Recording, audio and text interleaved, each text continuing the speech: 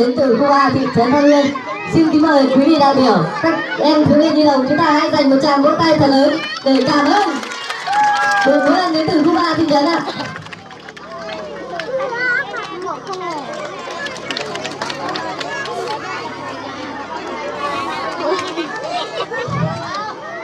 Các em thiếu nhi hãy nói theo lời của chú nhá. Xin chào các bác và hẹn gặp lại. 2, 3. Một tràng vỗ tay thật lớn ạ.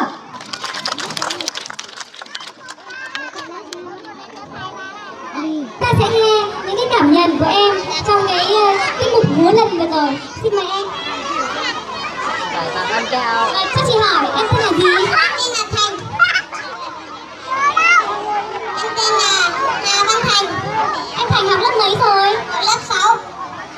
Em học lớp 6 của trường nào? Trường trung học cơ sở. Trường trung học cơ sở số Hoàng Than. Bạn bắt đầu vào lớp 6 và năm nay là năm đầu cấp, cho nên là hôm nay bạn nói là hơi gượng một chút đúng không ạ?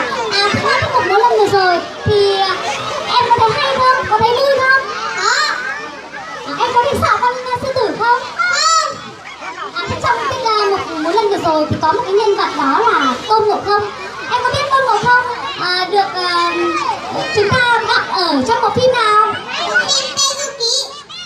Đúng rồi, bạn nhớ rất là tốt. Và xin các em nhỏ một tràng pháo tay để cảm ơn tiết mục múa lân đặc sắc vừa rồi. Cao lên! Cao lên nào! Xin cảm ơn.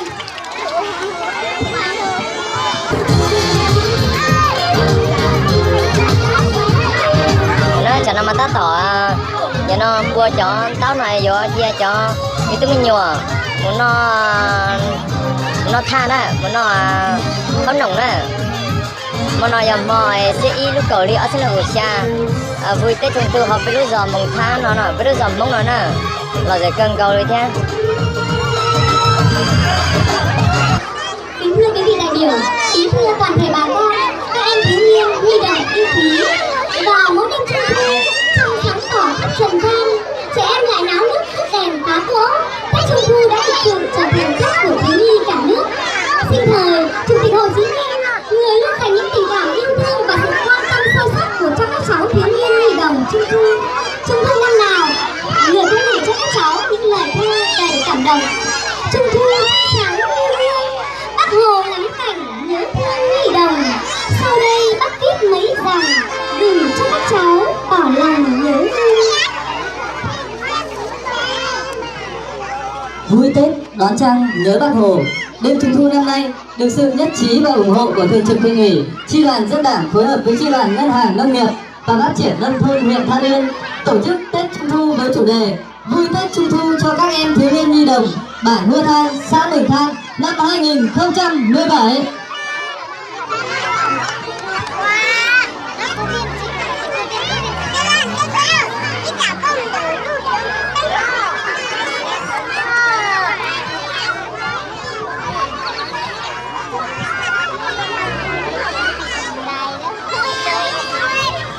Kính thưa quý vị đại biểu, khách quý, thưa toàn thể bà con nhân dân xã Hua Than. Về dự đêm hội trăng rằm ngày hôm nay, thay mặt ban tổ chức, tôi xin trân trọng giới thiệu sự hiện diện của các vị đại biểu, khách quý. Đồng chí Nguyễn Thị Kim Ngân, Phó Bí thư Thường trực Huyện ủy, Chủ tịch Hội đồng Nhân dân huyện, đề nghị chúng ta nhiệt liệt chào mừng. Về dự đêm hội trăng rằm ngày hôm nay, ban tổ chức xin trân trọng giới thiệu đồng chí Lê Đình Thanh, Bí thư Đảng bộ khối Đảng, Chủ nhiệm Ủy ban Kiểm tra Huyện ủy, đề nghị chúng ta nhiệt liệt chào mừng.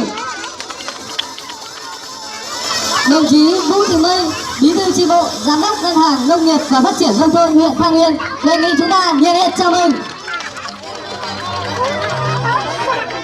Về dự chương trình của chúng ta ngày hôm nay còn có các vị đại biểu khách quý: đồng chí Phạm Đình Thanh, Bí thư chi bộ, Hội dân Chủ tịch Hội nông dân huyện; đồng chí Hoàng Thị Liễu, Bí thư chi bộ, trưởng phòng văn hóa thông tin huyện; đồng chí Nguyễn Quang Khải, Ủy viên ban chấp hành, Chánh văn phòng Huyện ủy, Thường trực Đảng ủy, Hội đồng Nhân dân, Ủy ban Nhân dân xã Mường Than; đại diện lãnh đạo Ủy ban Mặt trận Tổ quốc và các đoàn thể xã Mường Than, đề nghị chúng ta nhiệt liệt chào mừng.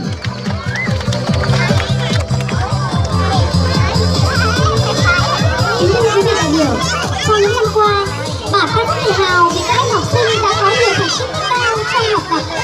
Trong Tết Trung thu này, để động viên, khuyến khích các em đạt nhiều thành tích hơn nữa trong học tập, Chi đoàn khối dân đảng phối hợp với Chi đoàn Ngân hàng Nông nghiệp và Phát triển Nông thôn huyện Than Uyên trao 4 suất quà cho 4 em học sinh, mỗi suất quà trị giá 250.000 đồng. Sau đây, tôi xin mời các em có tên sau lên sân khấu để nhận quà. 1. Em Sùng Thị Dở, lớp 5. 2. Em Sùng An Thành, lớp 4.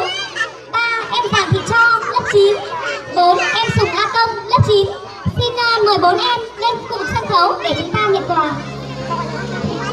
Xin mời đồng chí Lê Đình Thanh, Bí thư Đảng ủy khối Đảng, Chủ nhiệm Ủy ban Kiểm tra huyện ủy, đồng chí Vũ Thị Mây, Bí thư chi bộ, Giám đốc Ngân hàng Nông nghiệp và Phát triển Nông thôn huyện Than Uyên, đồng chí Phạm Đình Thanh, Bí thư chi bộ khối dân, Chủ tịch Hội nông dân huyện, đồng chí Hoàng Thị Liễu, trưởng phòng Văn hóa Thông tin huyện Than Uyên. Xin trân trọng kính mời các đồng chí.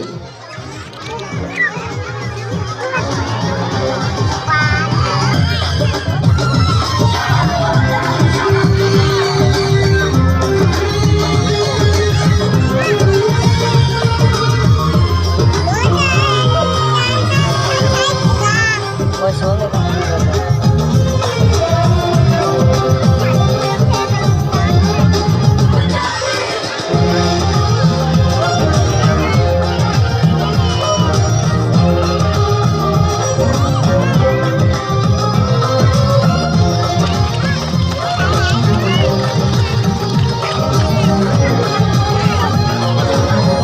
Vâng, xin kính thưa bà con nhân dân, các em thân mến, để kịp thời động viên các em có hoàn cảnh gia đình đặc biệt khó khăn vươn lên trong cuộc sống, Chi đoàn khối dân đảng phối hợp Chi đoàn Ngân hàng Nông nghiệp và Phát triển huyện Than Uyên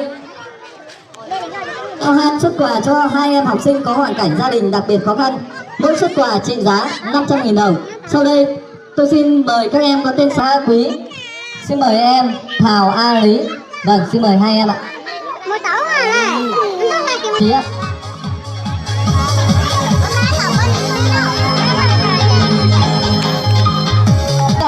Kính mời đồng chí Bí thư chi bộ bản Hua Than ạ. Vâng.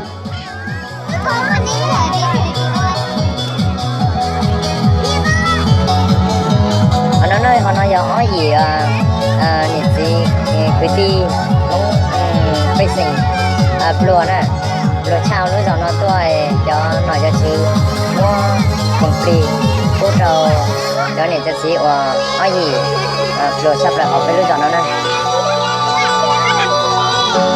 cái gì lì sền thon cái gì giống Vâng, chúng ta cùng dành một tràng vỗ tay thật lớn ạ. Vâng. Vâng, xin trân trọng cảm ơn đồng chí Lê Thị Kim Ngân. Pháo hoa đón chào được diễn ra.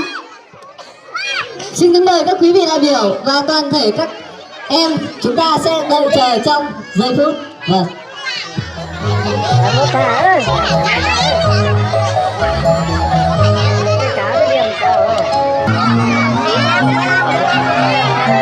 Họ nói giờ phải có nồng phải tha cho nên nhỏ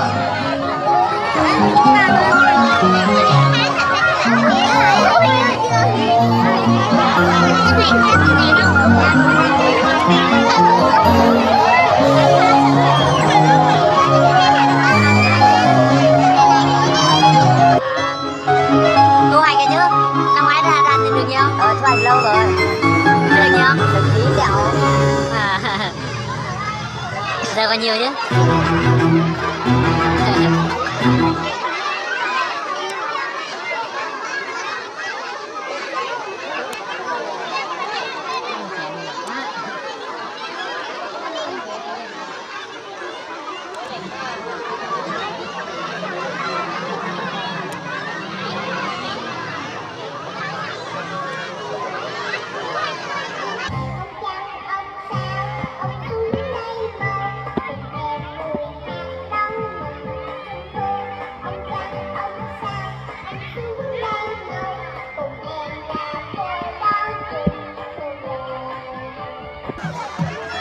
Tất cả các mâm chúng ta chưa đốt rồi nhá.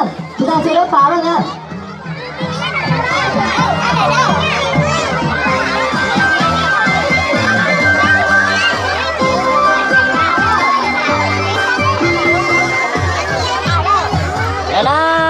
cho nó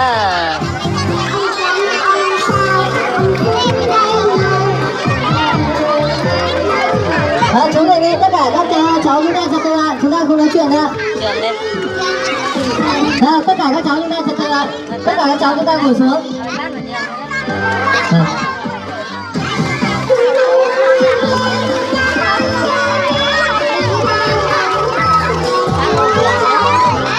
Kính thưa quý vị đại biểu, các quý, thưa toàn thể các đồng chí, đến dự với chương trình vui Tết Trung thu năm 2017 ngày hôm nay, tôi xin trân trọng giới thiệu đồng chí Lê Văn Chất, Bí thư Đảng ủy xã, thay mặt cho lãnh đạo xã có một chút quà gửi đến thôn bản. Và sau đây xin trân trọng kính mời đồng chí. Và ban tổ chức xin trân trọng kính mời đồng chí Sùng A Dế, Bí thư chi bộ bản Hô Phan lên nhận quà.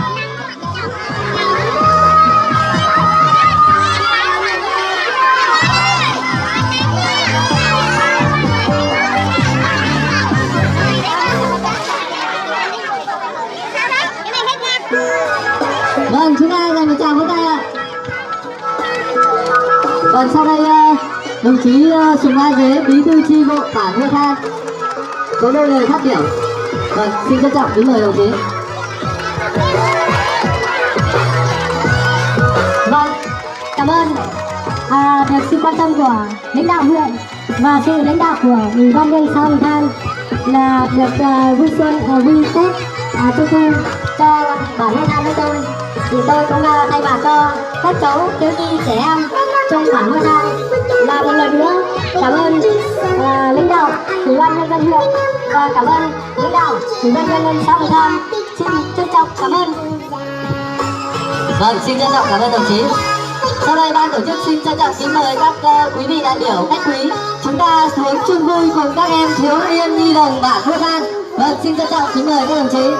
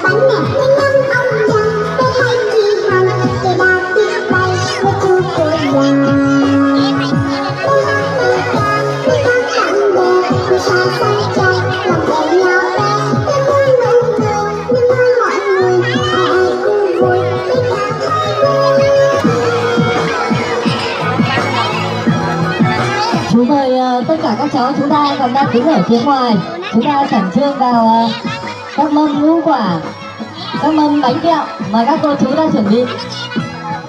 Mời tất cả các cháu thiếu niên nhi đồng chúng ta còn đang đứng ở ngoài ạ.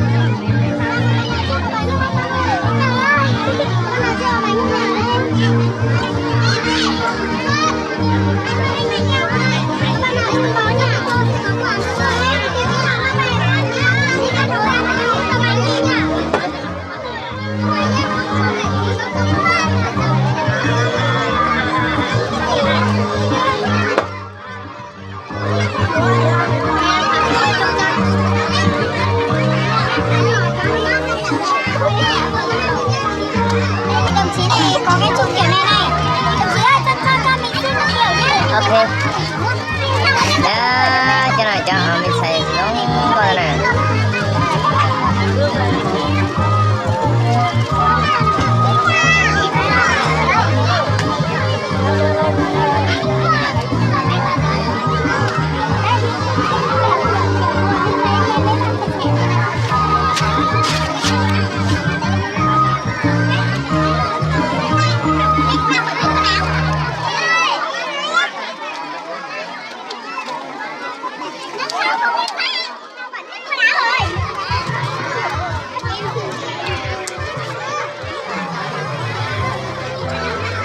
Anh có Facebook không? Có. Tên là gì để em kết bạn để em xin cái bánh rồi xấu hổ.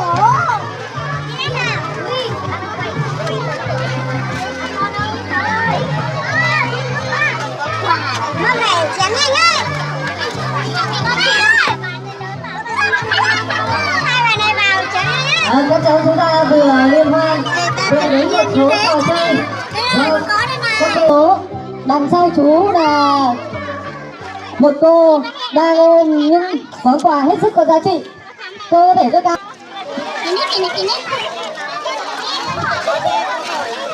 Nào tất cả các cháu đã trật tự chưa? Nghe câu hỏi chưa? Rồi câu hỏi đầu Câu hỏi tiên. nào? Loại bánh nào thường có mặt trong Tết Trung Thu ở các gia đình? Đáp án A bánh nướng.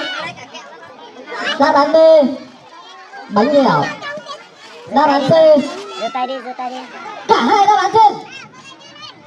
Vâng, một cánh tay rất nhanh. Vâng, chú xin mời cháu. Chú mời cháu nào.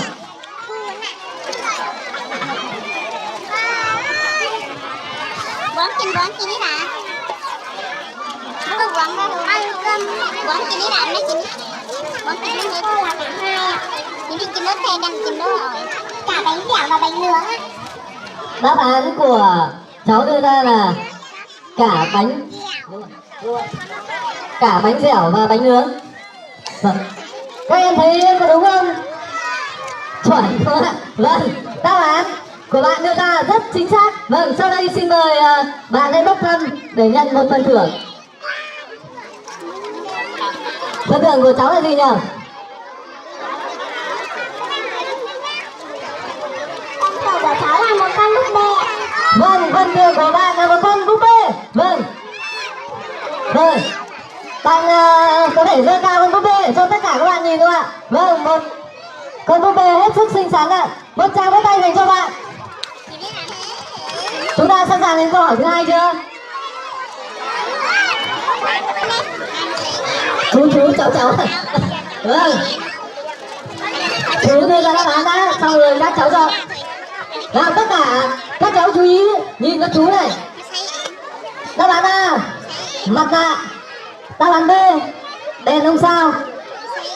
Đáp án C cả A và B. Chú cháu. Vâng, cháu mời chú mời cháu. Đáp án bạn đưa ra là cả hai đáp án trên. Cháu có tin chắc chắn đáp án mình đưa ra đúng không? Chắc chắn đúng. Thế cháu hãy tự giới thiệu với bạn. Cháu ở bản nào? Vâng, một bạn đến từ bản Phương Quang đúng không ạ? Thấy chương trình ở Hua Than rất là vui nên là bạn đã xin phép bố mẹ để đến với bản Hua Than để dự chương trình. Cháu thấy hôm nay chương trình có vui không? Vâng, xin mời cháu hãy bốc thăm để nhận một phần thưởng của chương trình.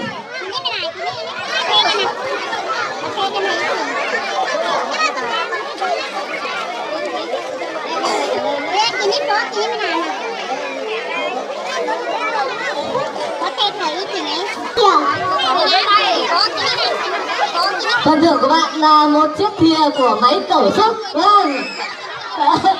Vâng, một phần thưởng hết sức hay đúng không ạ? Vâng, bây giờ chúng ta đến một câu hỏi khó hơn. Vâng, câu hỏi khó hơn. Câu hỏi có nội dung như sau. Trong truyện cổ tích, chú cuội vì lý do gì mà phải trốn lên cung trăng? Đáp án A nói dối. Đáp án B trốn nợ. Đáp án C níu giữ cây đa có phép cải tử hoàn sinh. Vâng, chú mời cháu nào. Một cánh tay rất nhanh nữa.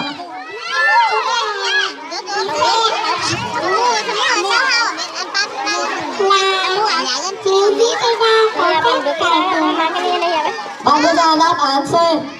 Đó là Lưu Dư cây đa có phép cải tử hoàn sinh. Chúng ta thấy chính xác không? Các bạn nào? Một tràng vỗ tay dành cho bạn nào. Vâng.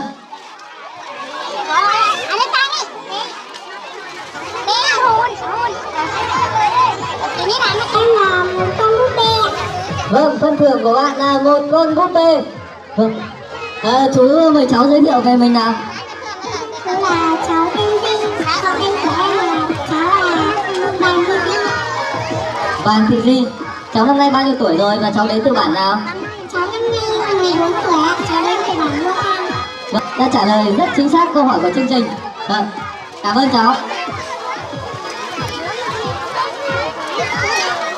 Các bạn có muốn trả lời các câu hỏi đố vui nữa không? Vâng, một câu trả lời hết sức quả quyết và cũng là một câu trả lời hết sức chính xác. Xin mời cháu bốc một phần thưởng.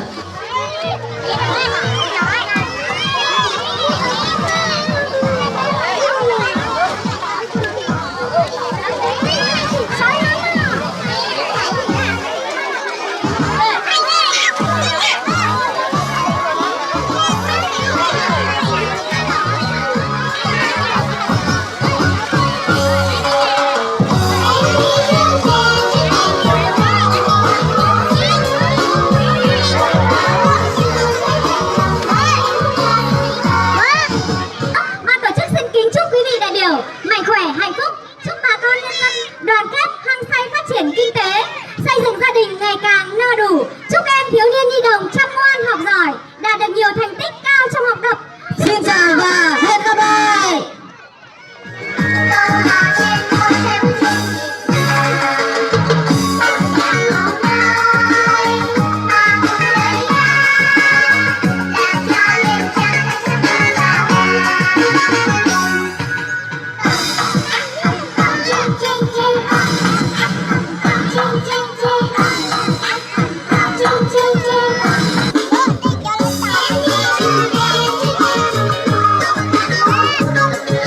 Rồi.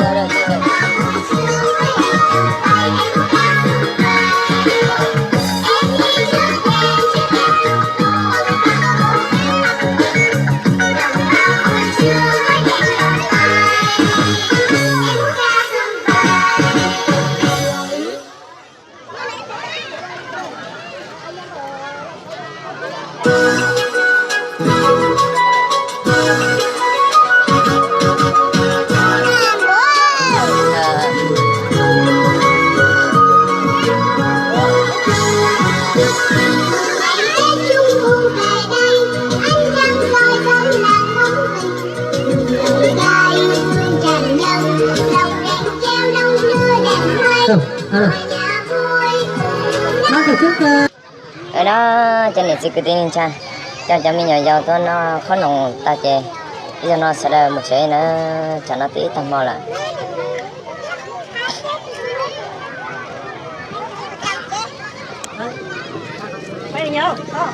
dạ một tiếng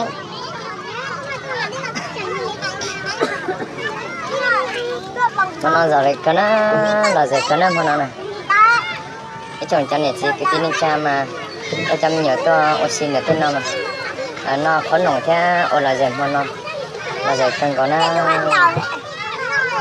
cho nó sẽ để làm chế dài dài tôi lâu tôi lùa là tôi tan cho nó